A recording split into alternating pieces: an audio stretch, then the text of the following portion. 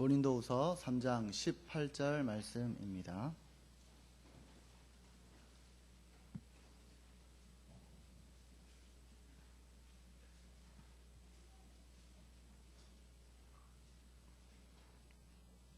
같이 한 목소리로 읽겠습니다. 시작.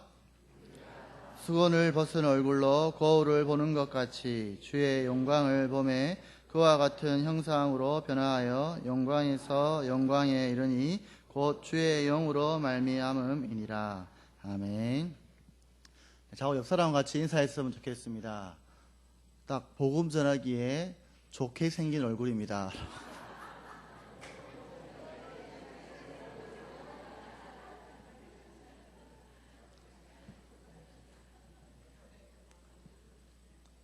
하나님이 우리 모두를 복음 전하는 자로 부르신 줄로 믿습니다. 오늘은 단기 선교를 간단하게 좀 보고하는 시간을 가지려고 합니다. 정말 감사하고 너무나 감사하게도 은혜로 저희 청년들 무사히 나고자 없이 다 한국에 돌아올 수 있어서 너무 감사했었습니다. 현지에서도 이게 이상기온이라고 할 정도로 날씨가 너무 좋았어요. 구름이 계속 끼었고 그리고 너무 선선한 날씨에 대구보다 너무 시원한 거 아닌가 싶을 정도로 날씨가 참 좋았었는데 혹시 이게 원래 태국 날씨 아니야? 라고 생각을 잠시 했었는데 아님을 알았습니다. 중간에 이제 구름이 걷히는 때가 있었는데 그때는 이 강렬한 태양이 대구보다 훨씬 더 강하다는 걸 좀 느낄 수가 있었습니다. 그래서 진짜 정말 매번 매 순간마다 성도들이 기도하고 있다는 것이 너무 많이 느껴졌고 그래서 진짜 감사함이 계속해서 우러나올 수밖에 없었던 것 같습니다.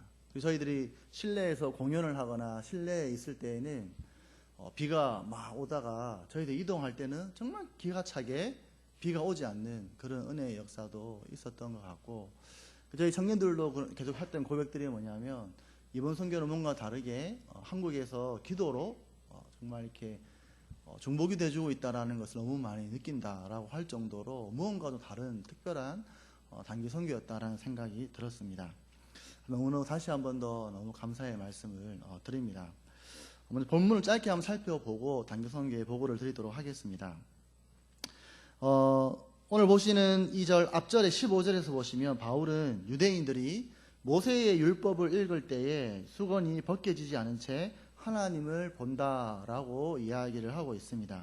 이것이 어떤 의미냐면 모세는 하나님으로부터 십계명을 받고 내려왔는데 그때에는 그의 얼굴이 마치 하늘의 천사처럼 광채가 났었습니다.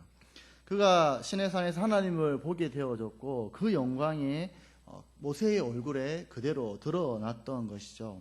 그래서 하나님과 모세 사이에 모세를 가릴 것이 아무것도 없었기 때문에 모세는 하나님의 영광을 그대로 드러내면서 시내산에서 내려오게 되었던 것입니다. 모세는 하나님의 영광을 보고 십계명을 가지고 유대인들에게 내려왔는데 유대인들은 율법을 주신 그 하나님의 영광을 보지 못하였습니다. 그리고 그들은 율법에만 집착하였습니다. 유대인들은 율법을 주신 하나님의 본래 의도를 깨닫지 못하였고 율법을 지킴으로 오히려 다른 사람을 판단하고 지배하고 다스리려고 하는 인간적인 욕망을 그들은 선택하였습니다. 하나님께서 율법을 주신 원래의 의도는 하나님을 보게 하는 데 있었습니다. 그 율법을 지킴으로 이스라엘 백성이 하나님의 백성이 되는 것이 율법을 주신 목적이었습니다. 그러나 유대인들은 율법을 가지고 자신들의 왕국을 만들어가기 시작했고 하나님의 영광을 자연스럽게 드러내지 못하게 되었습니다.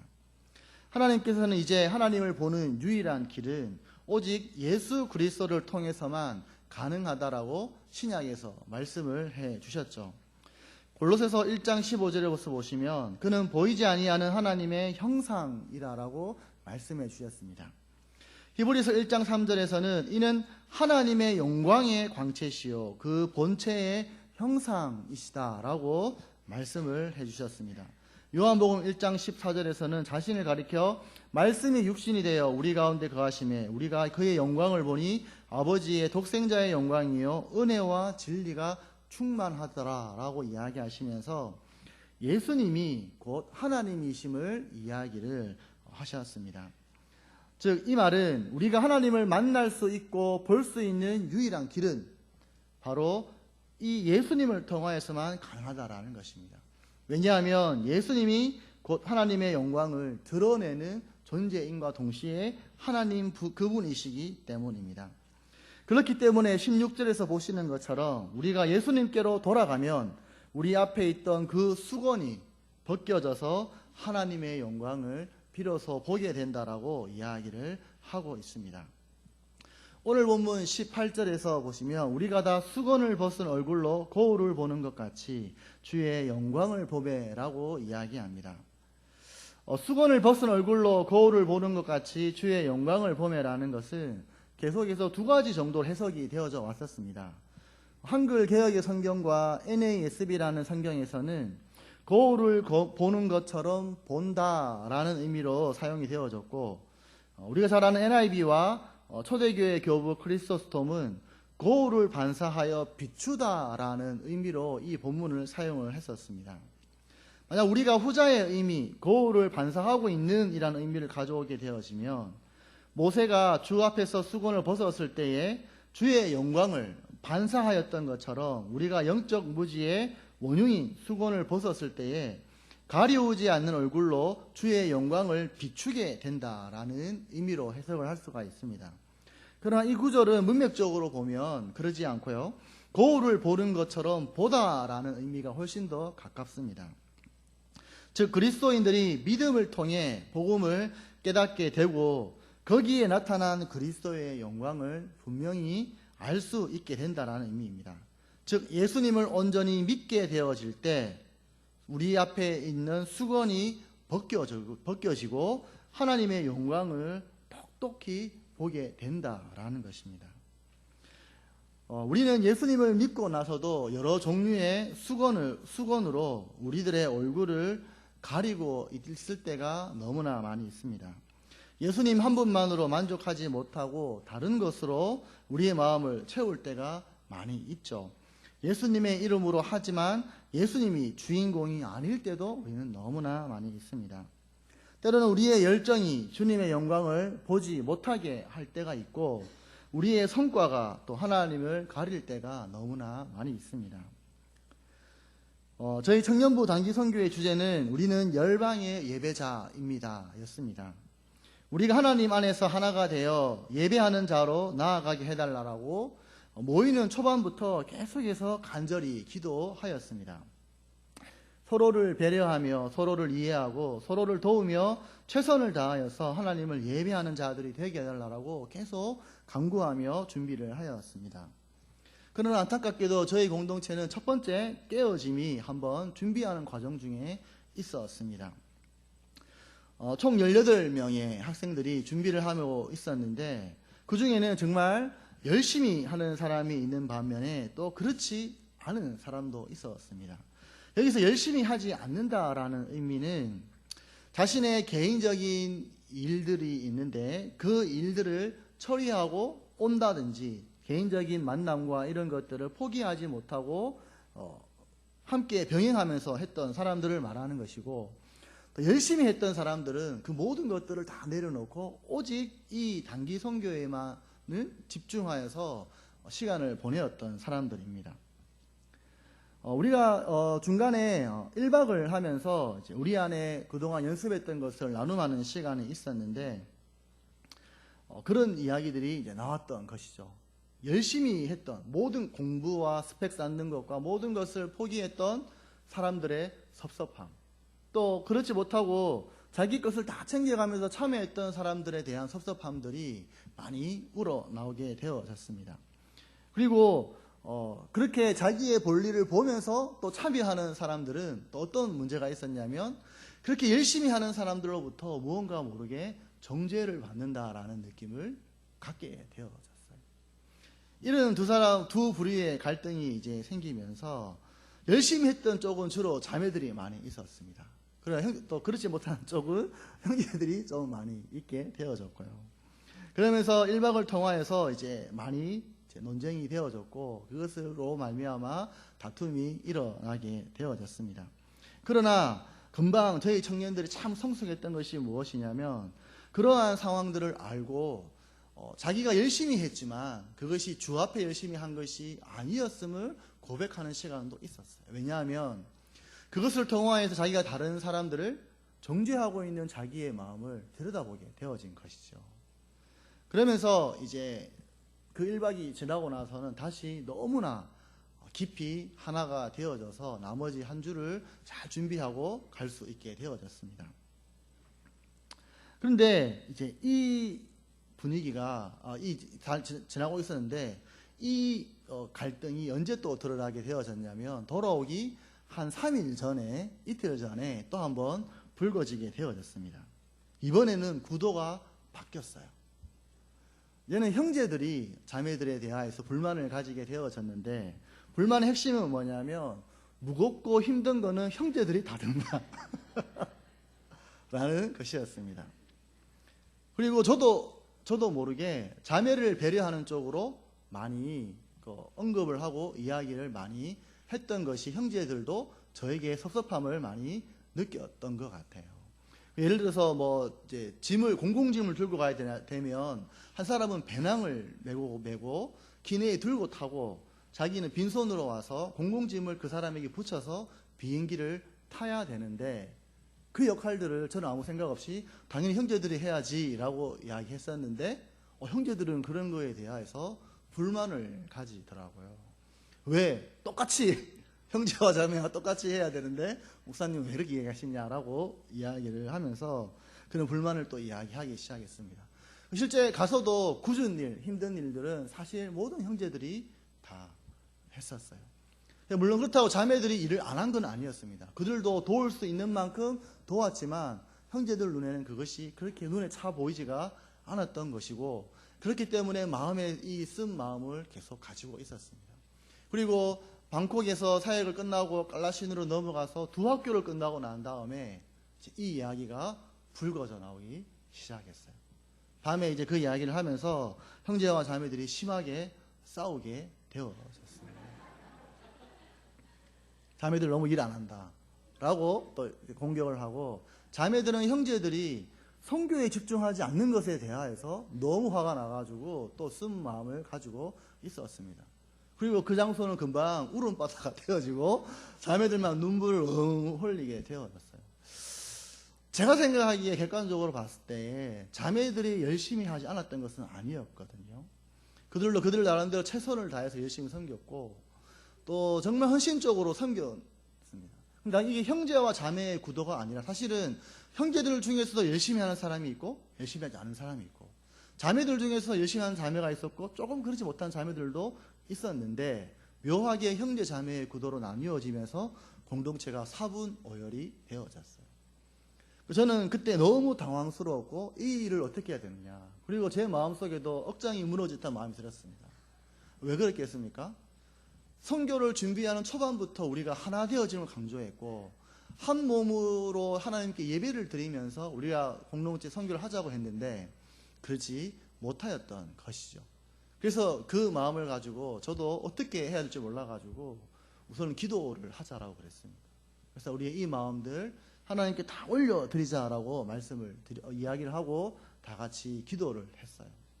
근데 하나님이 이제 저에게 또 저희 함께 했던 청년들에게 그런 마음을 주셨습니다.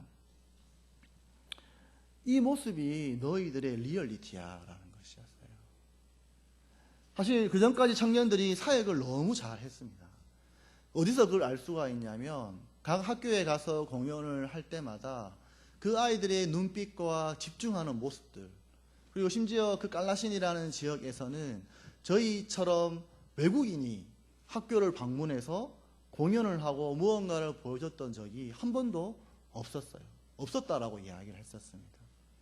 그리고 가는 곳곳마다 학교의 그 교장 선생님들이 내년에도 꼭 오라고 이야기를 하셨고 어떤 한 학교에서는 뭐라 그랬냐면 하루 종일 저희 학생들과 같이 있었으면 좋겠다 내년에는. 그래서 아이들과 함께 지내고 또 그 다음에 학교 뒤쪽에 호수와 연결되어져 있는 부분에 화장실이 있는데 그 화장실이 너무 위험하다. 공사도 해달라. 이런 이야기까지 하셨어요. 그만큼 열악한 환경 속에 있었는데 저희들이 와서 그 공연을 보여주고 아이들과 함께 노래해주니까 또 아이들이 너무 즐거워하고 좋아하니까 그쪽에서도 계속 다음에도 꼭 와달라고 그랬습니다. 5개 학교 중에서 4학교가 그런 이야기 다 했었어요. 다음에도 꼭 와줬으면 좋겠다라는 이야기.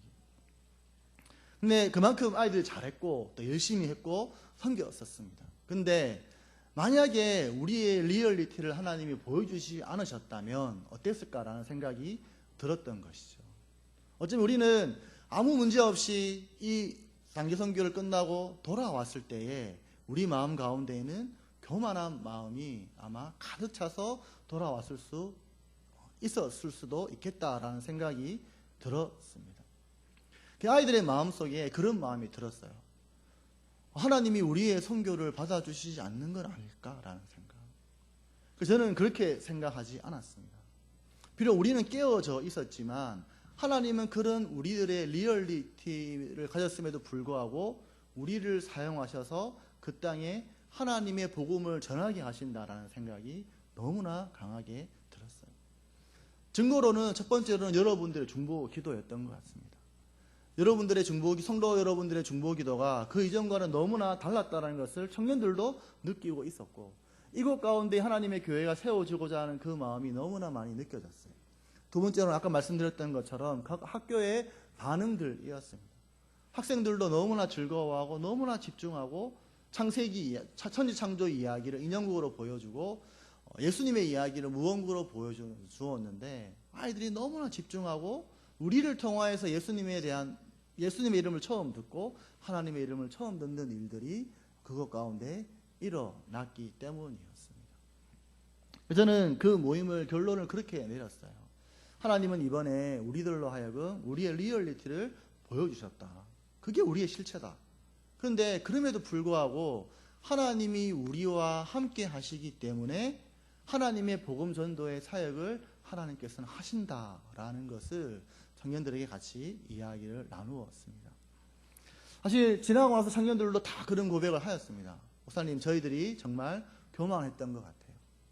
그리고 내가 잘하고 있는 것을 통하여서 못하고 있는 사람들을 향해 비판하고 있고 정죄하고 있는 자기의 모습들에 대하여서 회개하게 되어졌다라는 이야기를 계속해서 하게 되어졌던 것 같습니다. 제가 가기 전에 말씀드렸던 것처럼 하나님은 우리의 어떠함 때문에 우리를 사용하시는 것이 아니라 우리가 아무것도 아니라는 것을 먼저 발견하게 하시고 그 위에 하나님께서 임하심으로 말미암아 하나님의 사역을 하시는 것을 사실 청년들이 경험을 하게 되어졌어요. 만약 그렇지 않았다면 청년들은 아마 기고만장하여서 잘하고 돌아왔을 거라고 또 내가 했다라고 생각하며 왔을 것이라는 생각이 들었습니다. 이렇게 생각하는 것은 좀 오버일 수도 있지만 5학교 중에 4학교를 돌면서 아무도 다치지 않았는데 마지막 한 학교를 탁 끝내고 난 다음에 한 4명의 친구가 발을 접질렸어요. 그러니까 태권도를 끝나고 나서 높이 띄우고 착지하는 과정 가운데에 한 3, 4명의 친구가 발을 접질리게 되어지면서 더 이상 공연을 할 수 없게 상황이 되어졌습니다. 그래서 저는 그 장면들을 이제 나중에 그 다음날 좀 생각하고 묵상을 하면서 정말 아이들은 충분히 그 4번의 공연과 그 전에 한 5, 6번의 공연 가운데서도 다칠 수 있는 여건이 충분히 있었지만 하나님께서 지키시고 보호하셨고 결국 마지막 날 모든 사역을 다 끝내고 났을 때에 우리가 어떠한 사람인지를 그렇게 보여주신다라는 생각이 또 한편으로는 들 수밖에 없었다라는 것입니다. 정말 저는 저희 이 모든 과정을 지나면서 아이들과 함께 또 안에서 피드백하고 나누면서 하나님이 하시는 것이 너무 많이 느껴집니다라는 고백들을 참 많이 들었습니다. 방금 청년부 예배를 드리고 왔는데 인도했던 형제가 자기가 교만했다라는 것을 많이 느꼈다라고 이야기를 하는 것을 들을 수가 있었습니다. 오늘 우리는 어쩌면 성과와 열매라는 수건을 우리는 잘 메고 덮어쓰고 올 수 있었을 거라는 생각이 듭니다. 하나님은 우리들에게 그것을 허락하지 않으시고 그 수건을 벗겨내시고 이 단기 선교는 철저하게 하나님께서 하셨다라는 것을 우리들에게 보여주셨다라는 생각이 들어서 참 너무나 감사한 선교였다라는 생각이 듭니다. 계속해서 우리 청년부와 또 아멘교회가 그곳에 가서 그렇게 계속 섬길 수 있었으면 좋겠다라는 생각이 드는 것 같습니다. 잠시 저희들이 했던 사역들을 그래도 한번 짧게라도 이야기를 하고 마쳤으면 좋겠는데요. 네, 화면을 한번 띄워주시면 감사하겠습니다. 네, 저희들이 8월 7일부터 17일까지 저희들이 10박 11일간의 일정으로 다녀왔고요. 저희들은 처음부터 이제 계속 아침마다 모여서 기도하며 영적으로 잘 준비해서 가기를 원하였습니다. 아침마다 큐티를 하고 또 이렇게 특강을 들으면서 선교에 대하여 하나님에 대하여 생각해보는 시간을 가지면서 준비를 하였습니다. 그리고 저희들 이제 첫 번째 다음 사진을 넘겨주시면 가서 첫날에는 방콕을 리서치하는 시간을 가졌습니다. 이 시간 의미 있었던 이유는 뭐냐면 방콕에 있는 모든 교통수단을 한번 다 이용해보는 시간을 가졌어요. 편안하게 어떤 밴을 타고 쭉 다니는 관광했던 것이 아니라 그 서민들이 사는 모든 교통수단을 다 이용을 해봤습니다. 그럼 그들이 출근하는 시간, 퇴근하는 시간, 어떻게 그들이 출근하고 있고 어떤 표정으로 출퇴근하는지를 보면서 그 사람들을 충분히 좀 이해할 수 있는 시간을 가졌던 것이 첫 번째 시간이었습니다. 넘겨주시면 네, 저기 보시는 것은 저 장면들이 다 출퇴근하는 배들이고 또는 이제 열차들이었는데 수로를 아주 발달이 잘 돼 있어 수로로 많은 사람들이 출퇴근을 하시더라고요. 정말 우리 같으면 탈 수도 없는 똥물 같은 곳에서 수로가 나 있어가지고 거기에 수많은 사람들이 저거를 타고 이동을 하는 것을 참 볼 수가 있었습니다. 또 넘기시면 그 다음 날에는 저희들이 랑카맹 대학교에 갔습니다.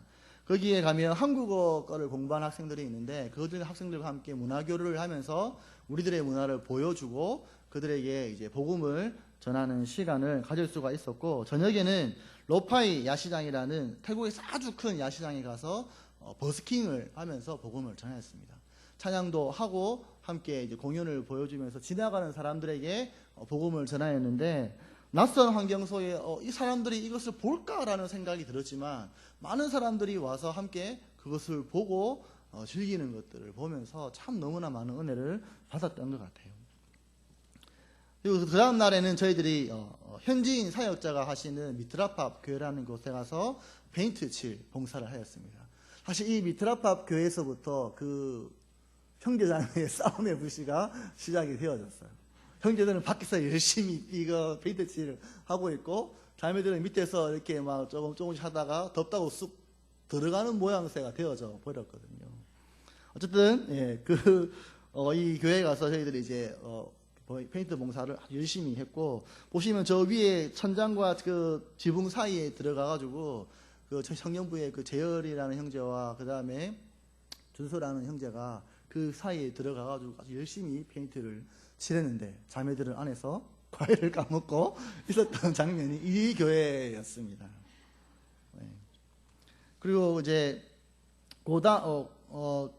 그날 이제 오후에는 이제 시시블라이, 40라이 마을이라는 공연에 가서 마을회관에 가서 저희들이 복음을 전한 시간이었고, 특별히 시시블라이는 조익준 선교사님이 사역하는 곳입니다.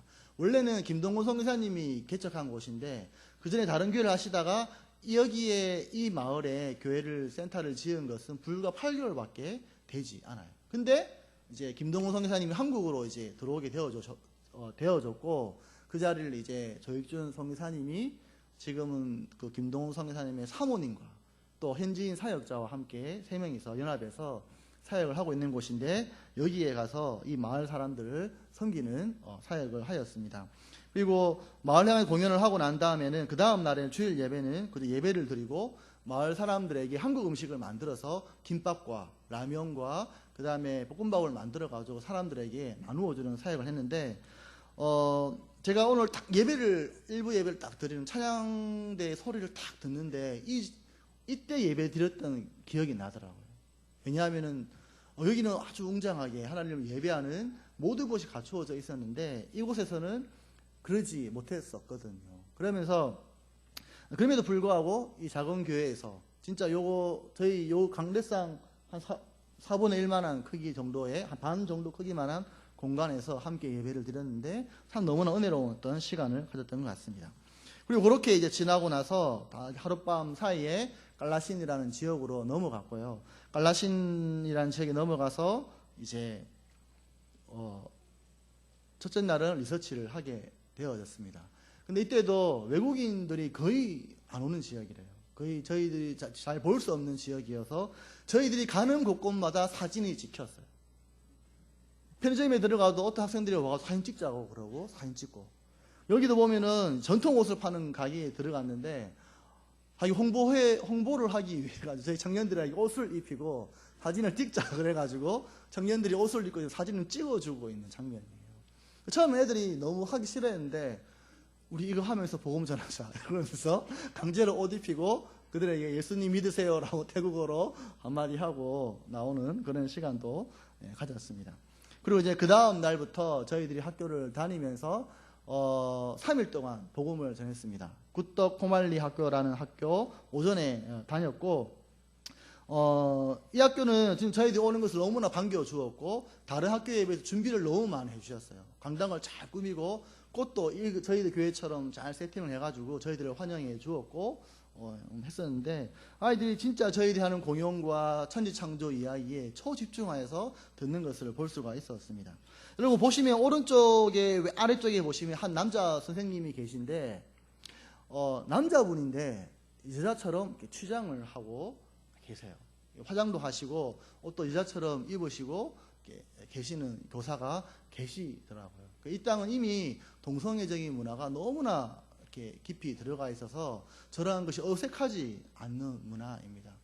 저희들이 이제 나올 때에는 진짜 아이들로 하여금 그 태국에 있는 노래를 막 틀면서 이렇게 약간 좀 댄스 파티 하는 것처럼 마무리를 하는 걸 보고 나왔는데 그게 참 마음이 아프더라고요. 보니까 진짜 이 땅에 제대로 된 어린아이들을 위한 교육이 있으면 좋겠다라는 생각이 잠시 했던 좀 시간이고, 오른쪽 위쪽에 보시면은 많은 아이들이 따라 나와가지고 저희들을 따라 나왔어요. 우리가 오라는 말도 안 했는데 너무 좋아가지고 따라 나와가지고 저희를 환영해주고 해주는 시간을 가졌던 것 같습니다.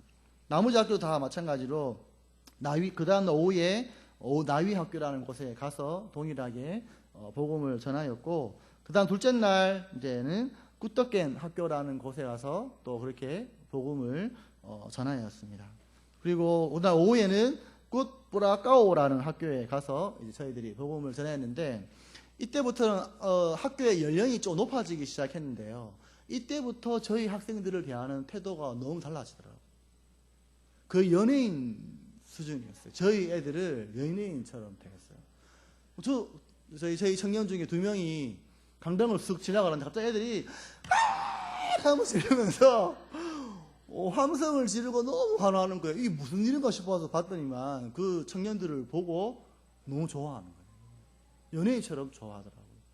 그러면서 이 보시면은 오른쪽 위쪽에 보면은 청년이 따라오는 애들 보이시죠?